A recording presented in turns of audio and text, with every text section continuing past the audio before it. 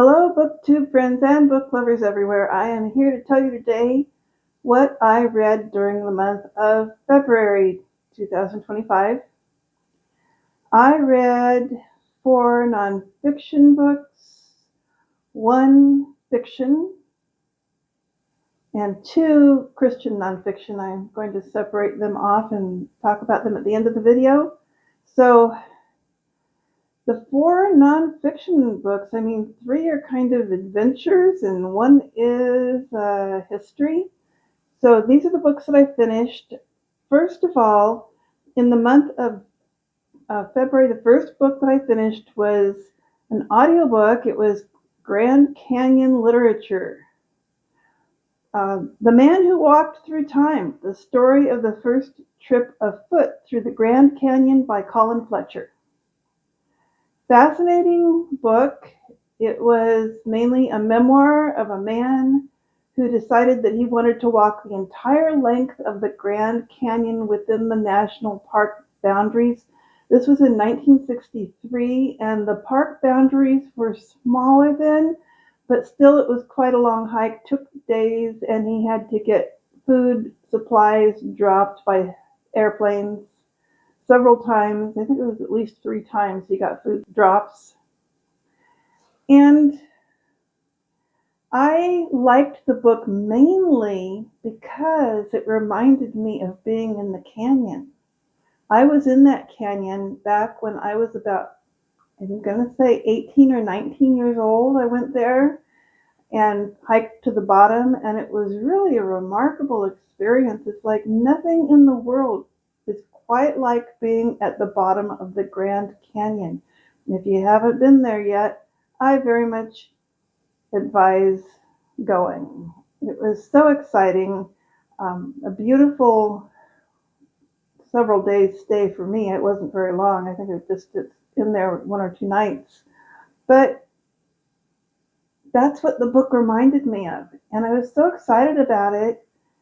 And I wanted to read more Grand Canyon literature. I think after this I'm going to make that one of my genres, Grand Canyon literature. And so I do recommend that book. There are many other books about people being in the Grand Canyon, so I'm going to explore that. So the next 2 books that I finished were both in my survival literature genre.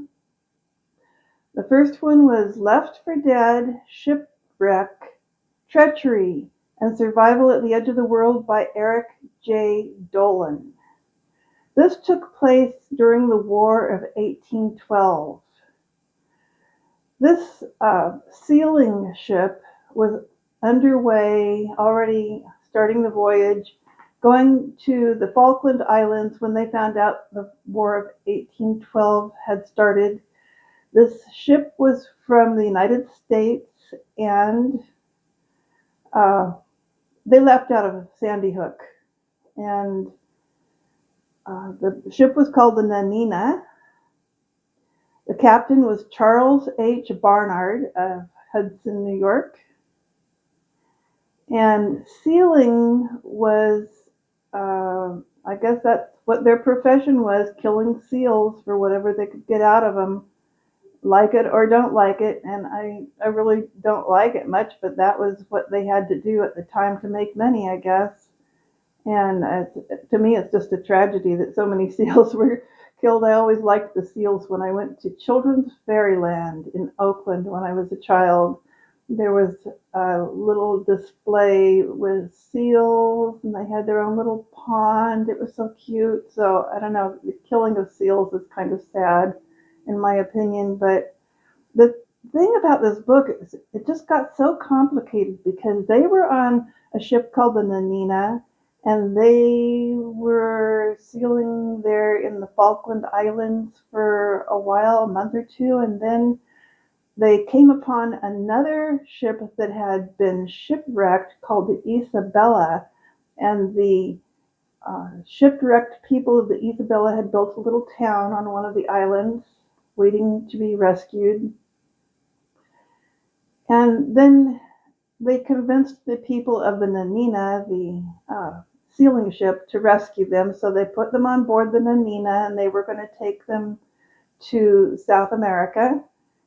Anyhow, very complicated story, but also very interesting. And it was interesting how a war interfered with all this information about the shipwrecked people. Anyhow, let's just move on.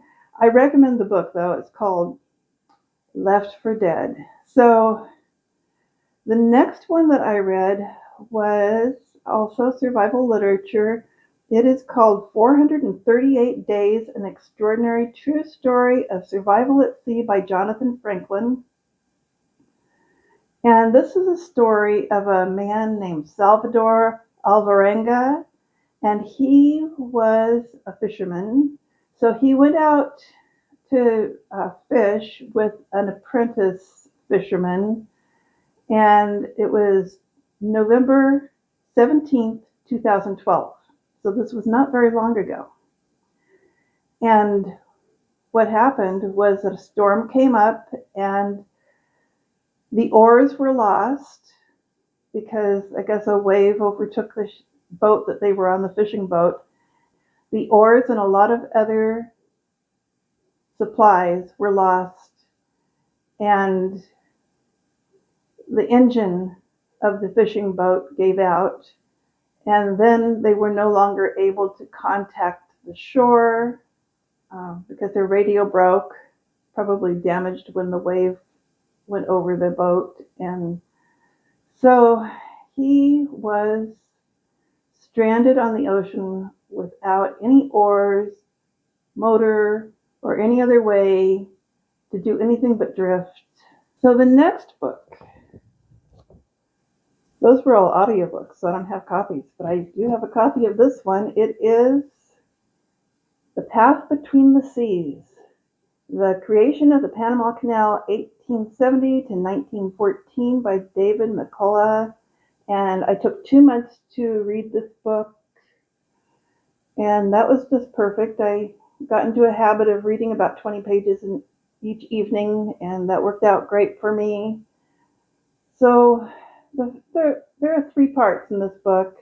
The first part was about the efforts of a French company to build the canal in Panama. The second part was about the negotiations between the French and the United States for the building of the canal because the French company went broke. So a little spoiler there. But part 2 of the book is all about the negotiations, and part 3 was about the United States building the canal, or finishing up what the French had started. And for me, one of the most intriguing parts of this book was learning about the diseases that they were handling. Apparently, when the French were there, they didn't know anything about how to cure people of yellow fever or malaria, and about 20,000 people died, mostly laborers that came from Jamaica. And then when the United States moved into Panama to finish the work, they discovered, one of the doctors there discovered that there were a couple different types of mosquitoes that caused both of those diseases. And he had a really hard time convincing other people that mosquitoes were responsible for yellow fever and malaria, and they were 2 different types of mosquitoes. So he had to figure out how best to stop each of those types of mosquitoes. I found that fascinating. Anyhow, when the United States was there, only about 5,600 people died, mostly, again, laborers from Caribbean islands. So that was sad, but also inspiring to find out how the canal was created. So I did read one fiction. It is a classic fiction called Precious Bane. It was suggested by Faith of Faith in Books, who had read it before, and we had a little buddy read kind of thing going on. There were 3 of us reading it. It was so much fun to read because it had a lot of words I wasn't familiar with. It was written in an old kind of English dialect that was from the region between Wales and England near Shropshire, and just, I don't know, beautiful, beautiful descriptions of the English countryside. And the main character was a girl with a hair lip, and she thought she would never be able to get married. It was kind of romantic, but most of the romance was going on between her brother and his fiancée. Her name was Jansa, so I thought that was an amazing name. The main character's name was Prue, Prue, short for Prudence. Anyhow, highly recommend that book. There are two nonfiction Christian books that I read and finished during February. The first one was Defiant Joy, Taking Hold of Hope, Beauty, and Life in a Hurting World by Stasi Eldredge. This was a read-along with a group of people hosted by Krista of Books and Jams, and there were quite a few people participating, and there were weekly live streams to attend, so it was kind of a nice reading experience. I was listening to an audiobook version, and the author narrated it. She did a great job. I enjoyed listening to her chapters. There were 12 chapters, so each one was about 20 minutes to get through, and it was kind of pleasant to listen to her. The second book that is Christian nonfiction was read because of the Biblical Studies Challenge. That is hosted by Cathrine, and I'll put her contact information in the description of the video. So this is the book that I chose for February. The topic was prayer, and I chose to read Moms in Prayer. I already had this book, and it's by Fern Nichols. Now, Fern Nichols created an international organization called Moms in Prayer. People all over the world, mainly in the United States, of course, but all over the world there are chapters of this organization, Moms in Prayer. This book was so good. Standing in the Gap for Your Children is the subtitle. I really recommend this book. It was very inspiring, and it was interesting to hear the way that they pray. It's fairly structured in their meetings. I've never been to one of their meetings. We have been talking about having a chapter in this town, but we have never actually gone ahead and done it. So, very, very interesting book. And if you are a mom, especially a young mom, you might want to read this. And even if you're an old mom like me, a grandma, you can still pray, right? So, Moms in Prayer. So that's all that I read during the month of February 2025. It's been a great reading month, and I'm looking forward to whatever I'm going to be reading in March.